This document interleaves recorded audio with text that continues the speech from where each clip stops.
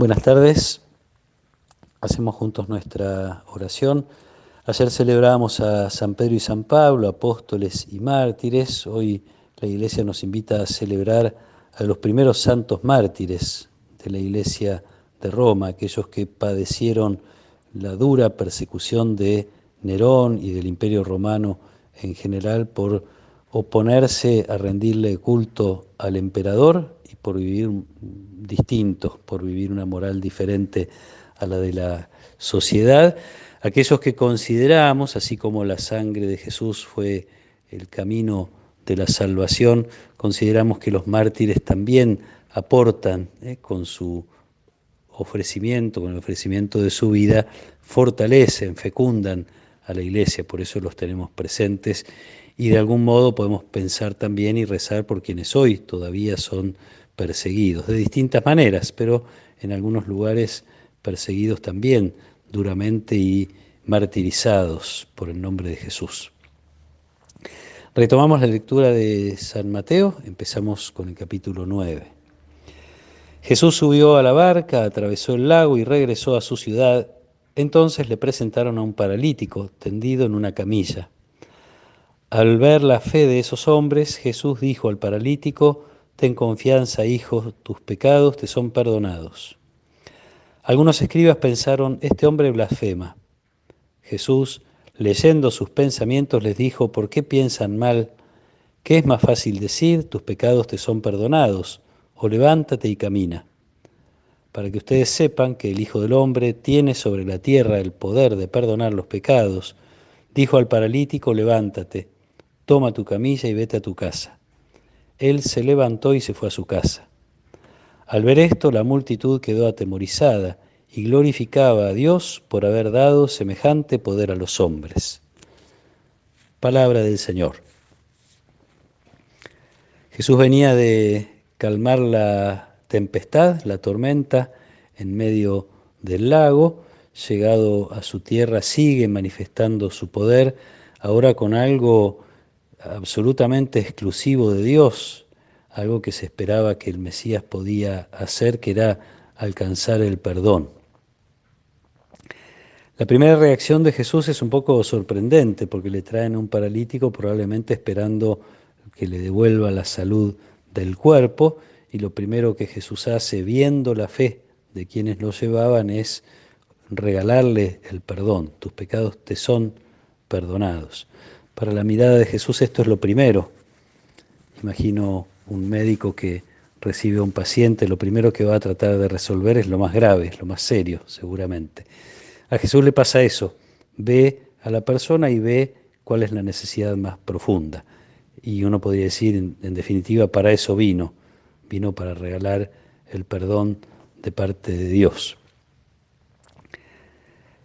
Y por otro lado también manifiesta así el poder de Dios, manifiesta que en Él está el poder de Dios, puede hacer algo que solo Dios puede hacer. Tienen razón de algún modo los escribas, si no identifican que Jesús es Dios, no hay otro capaz de perdonar, y entonces consideran que está blasfemando.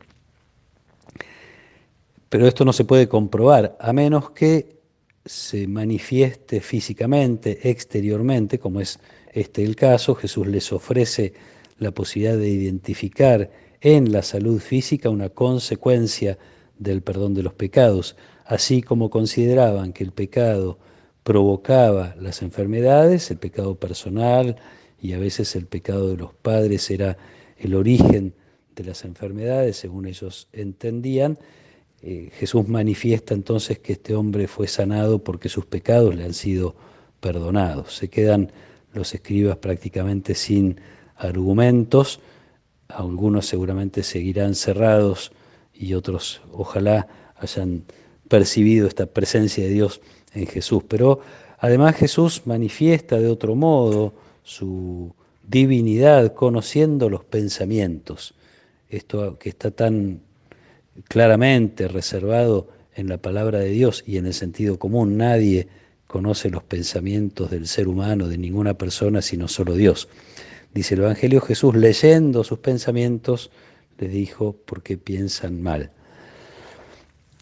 Mientras los escribas se asustan, se escandalizan, creen que Jesús está blasfemando. La multitud, al ver lo que sucede, se atemoriza. Esto es propio de la presencia de Dios, el temor que no es miedo, sino ese encuentro con algo grande, algo demasiado grande. Se atemoriza la multitud y glorifica a Dios. La respuesta de la acción de Dios que provoca en la gente esta reacción, atemorizarse y glorificar y dar gracias a Dios.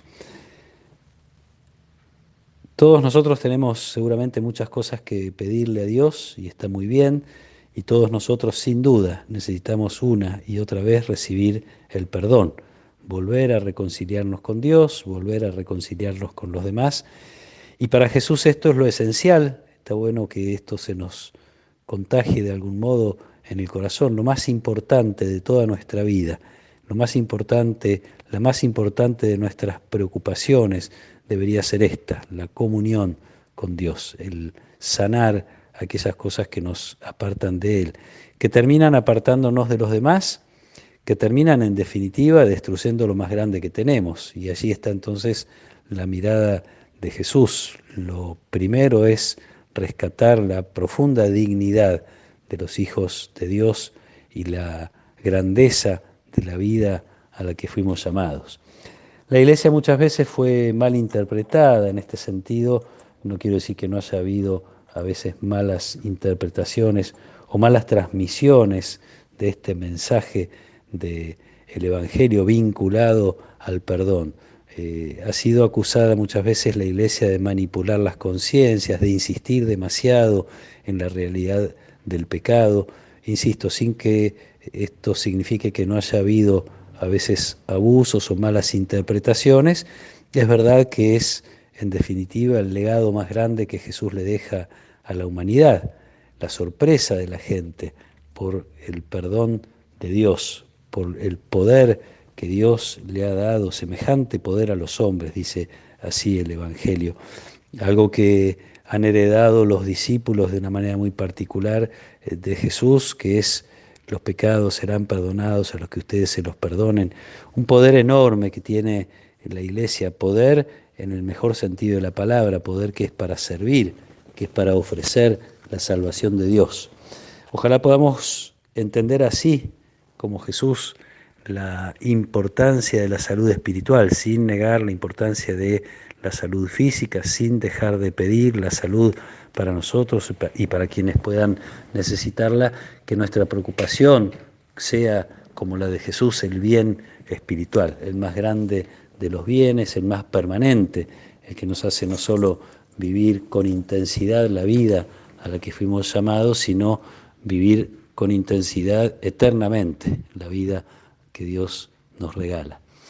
Que el Señor nos anime a reconocer con sencillez, con humildad nuestros pecados, nuestras limitaciones, pedir confiados el perdón, ser instrumentos de reconciliación y de perdón. No hay cosa más grande de la misión de Jesús que esta, generar la comunión de los hombres con Dios y de los hombres entre sí. Ojalá cada uno de nosotros y nuestra comunidad sea ese espacio de crecimiento comunitario, de crecimiento en la fraternidad, en el reconocimiento del amor de Dios que perdona, sana y regala una y otra vez su vida. Que el Señor nos acompañe en esta tarde, que Él nos proteja y nos bendiga. En el nombre del Padre, y del Hijo, y del Espíritu Santo. Amén.